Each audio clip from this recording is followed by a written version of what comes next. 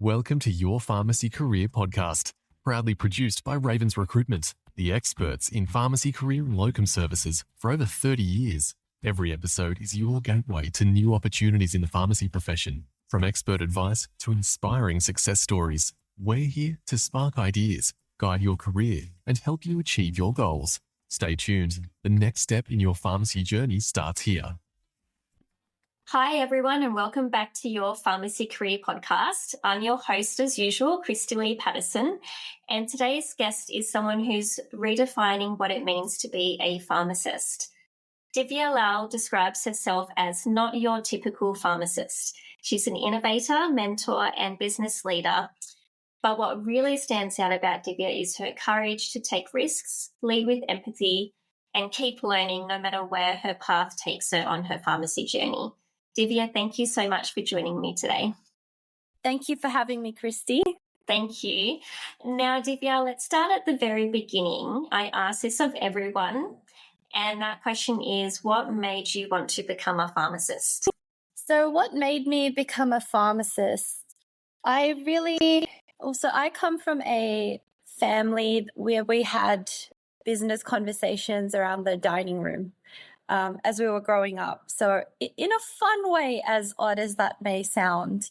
And my grandfather was a GP. So for me, pharmacy seemed to combine the perfect combination of health, where you could help people, and no matter where you go in the world, that health knowledge stays with you and you can help people no matter of what their age or background. And it also combined my passion for business. So I always saw pharmacy as this perfect combination of health and business. And at the time when I saw the pharmacy brochure in Year 12 in the careers office, I thought to myself, if anything were to happen in the world, one always needs health and medications. And this is pre-COVID. So I think it worked out well for me. Yes, absolutely. I think it definitely worked out very well for you. I really like the fact that early on you had that, I guess, insights of business. So you had lots of family members that were in healthcare, but also were quite business savvy as well. And so you had that understanding going into it early on, which I think when you think about the stereotypical pharmacists, they don't really get that until they're thrown into the deep end after they've been to university. So for you, you already had that. So when you decided to do your internship, what were you thinking? Were you thinking, yes, community pharmacy is definitely where I want to be because it combines that business, or were you thinking, maybe you want to go out and do something different? Where did you do your internship, and what was that experience like for you? So I knew pretty early on I wanted to do community pharmacy. And again, it goes back to that merging business with the clinical aspect of pharmacy. So I actually did my intern year at Chemist Warehouse in, I think it was 2010 or 2011. And at that time, Chemist Warehouse is not, the giant it is today. It was very much just starting out. And there were a lot of different models of pharmacy and chains of pharmacy that actually don't exist today. So Harrison's was around. I'm not sure if you remember Harrison. That was, it was the place to do your intern year. There was also Pulse Pharmacy. So there were a few other different chains around. And, as a student, it was ideal to be going to one of these to do your internship. Unfortunately, for whatever reason for me, and I say unfortunately at the time because like every other student, it was my goal to get into one of these pharmacies to do my internship. But I ended up finding a position at Chemist Warehouse, and I stayed there for 5 years. And it was those 5 years really made the foundation for my career. So I think as an intern, it doesn't matter where you're placed. It's up to you to make the best of the opportunity given to you. And I was very lucky.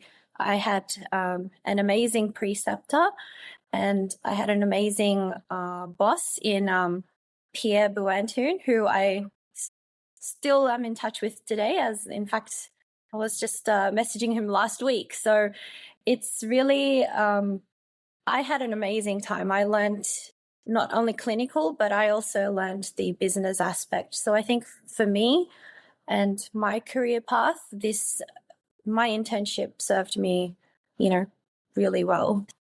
So what I really loved about your reflection there, Divya, was even though you said at the time it was unfortunate because you didn't get the exact intern position that you would have hoped for, but the position that you did end up getting ended up being really valuable and has been quite a pivotal moment in your career and set you on the path of where you are today.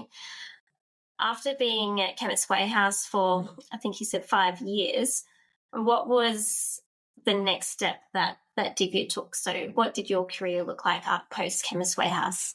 Yeah, so after Chemist Warehouse, look, I'm one that's always wanting to learn and challenge myself and push the envelope. So I found myself after 5 years, I had a very good understanding of, how Chemist Warehouse operated, and I wanted to experience something new. So my journey took me to Priceline Pharmacy, and I worked for a company called RX Management, and I was there for 5 years. I started off as what they call a group pharmacist. So I would go around a number of Priceline pharmacies that the company owned. Then I moved my way up to pharmacist in charge, and then pharmacy manager, and I experienced starting a pharmacy from scratch. So that was a very unique experience. So building a pharmacy from 0 scripts, and that was, I really enjoyed that experience. It was challenging, but very fulfilling in the end. Yeah, I could imagine. I've never been in that situation where I've had to start a pharmacy from scratch. I've started a business from scratch, but I think one tricky thing with starting a pharmacy from scratch is that you have to have the retail side, you have to have the stock, and have everything there before your customers even come in. Whereas, with my business, it's a remote job, and so everything is online, so I don't have to worry about all getting everything prepared in the first place. So that would have been really quite difficult, but also very rewarding. During that time, what were some of the things that kept you going, especially leading the team? Because I think, when you're starting something new, there probably would have been times where, maybe you weren't hitting the targets that you wanted to. So how did you lead your team through the change of setting up a new business? Okay, so believe it or not, this is actually not the first time I've been involved in establishing a new pharmacy. So when I was in second year working as just a pharmacy student casually, I was involved in establishing a new pharmacy, relocating a pharmacy and establishing that from scratch as well, essentially. So I took what I've learned from that experience, and also whilst I was in Chemist Warehouse, I also helped the team open up a couple of new pharmacies. So it just seems like no matter where I'm going in my career, I've just fallen into this path of starting pharmacies from scratch. So definitely having previous experience helps. And I also find change management is a huge piece, and bringing the team along throughout the journey in a positive manner, because this team was there as a Priceline.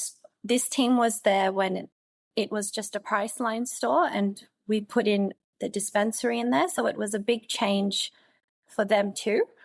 So it's about, positively bringing them along, training them, but also having fun. I think having fun is key. If you're passionate about what you do, which I'm very passionate about pharmacy, and I'm also passionate about training and educating not only pharmacy team members, but also interns and students. If you're passionate about what you do, it shows in your results, and it definitely makes the journey a lot easier and fun. I completely agree with you. And I think what you said there with bringing that positive passion in what you do, it really is quite evident, and that also results in better outcomes for not just the team, but then also the customers as well. Because if you've got a positive environment and people are having fun and they're enjoying their workplace, that will be shown in the results of the pharmacy, because I'm sure we've all been into that store before where you walk in and you can just get that vibe and you think, oh, what is happening here? Whereas if you walk in, you can see that people are happy and they're enjoying themselves. It just makes for a much more positive experience as a customer.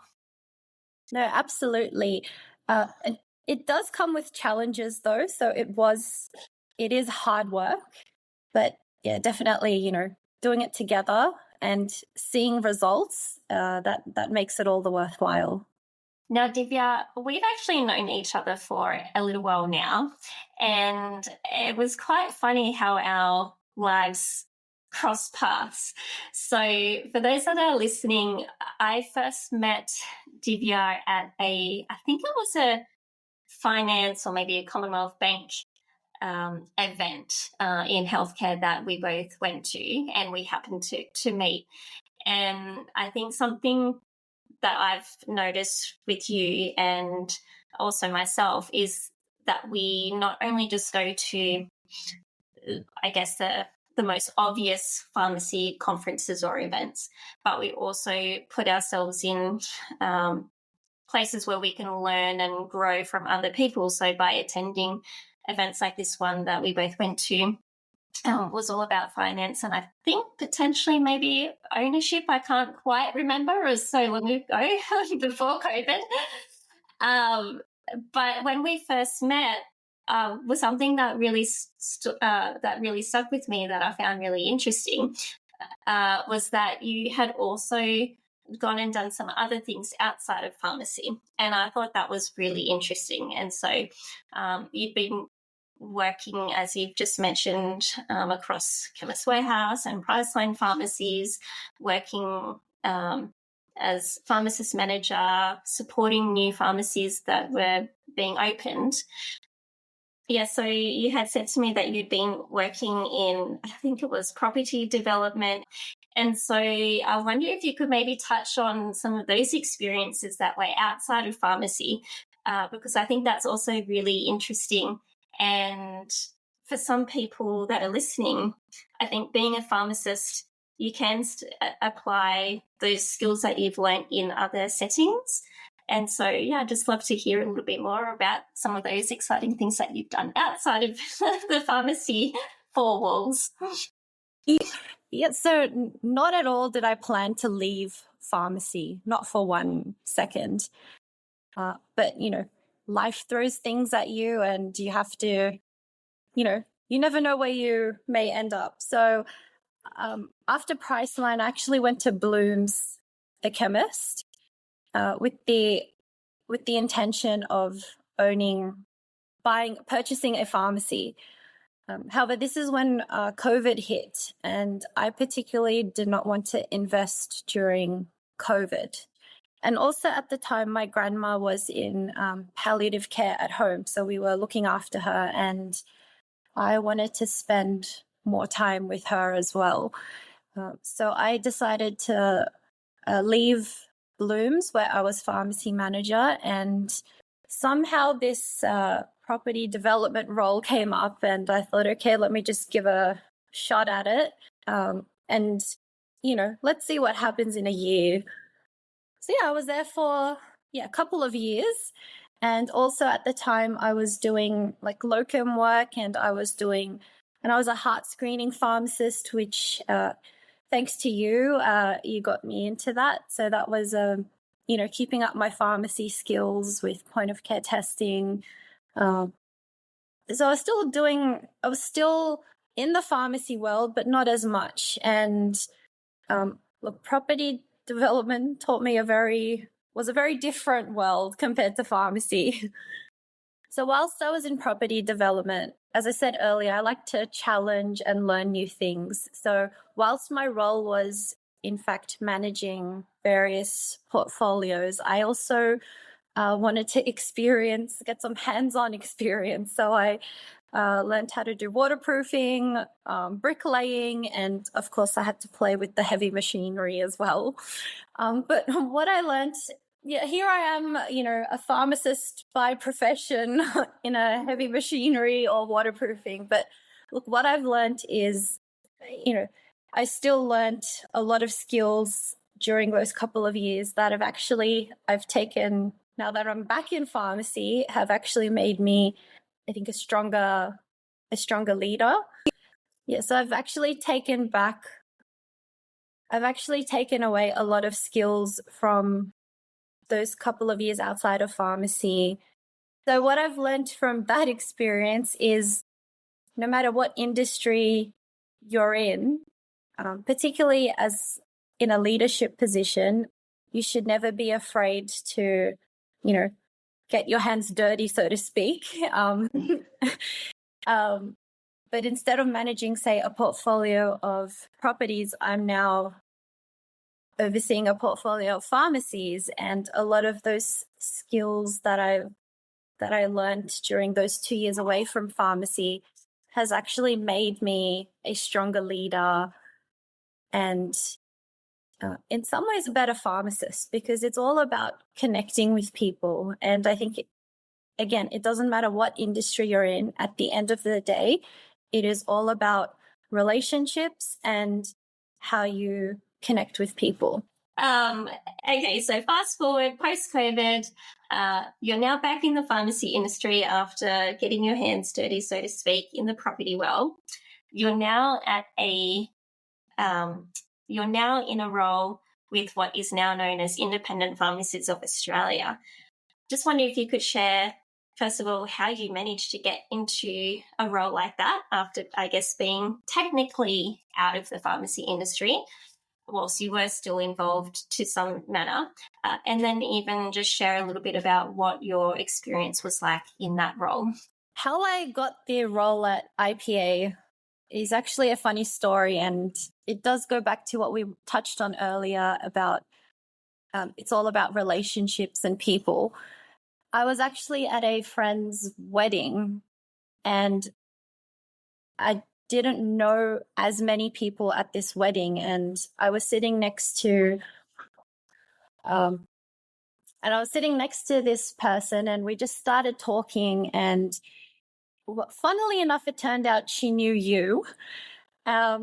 And she was also a pharmacist. And at this point, I was trying to go back into pharmacy because I realized, hey, whilst I've had a bit of experience away from the industry, pharmacy is ultimately where my passion lies. So I was talking to the person next to me, and the next thing I know, she goes, "Oh, send me your CV." And so I did that. So once I got home from the wedding, I sent her my CV, and literally the following week I was called in for an interview, and yeah, that's how I got the role. Well, I think that just showcases just how small, not just our industry is, but our whole world, actually, to be honest. And just you never really know where the opportunities are going to come from. And so sometimes getting out of your comfort zone, and I'm not saying, hey, you should start crashing weddings, but that putting yourself out there is, yes, start talking to people. So no matter what event you're at, no matter where you are, start talking to them, talking to different people. And you never know where that conversation may lead. You never know who they know or what's down the corner for you. So I think that just showcases to maybe people that are listening, especially if those are maybe earlier on in their career, that any opportunity or any situation you're in could be an opportunity for the future, and you never know what's next for you. And so for you, Divya, once you were at IPA, what did that role look like? So for those that are listening, IPA is an independent group that supports thousands of pharmacies within Australia. And if I've got it right, Divya, your role was supporting pharmacists, intern pharmacists, through coaching and education and training programs. And so maybe you could just share a little bit about what that experience was like for you. So for me, IPA was absolutely an amazing company to work for, particularly under the leadership of Steve Kastronakis, who's an amazing person. Throughout my time in pharmacy, I thought pharmacists just had to be either in community pharmacy or hospital pharmacy. So when I got this position, I was very excited to be in a corporate role. That was quite novel, coming from community pharmacy.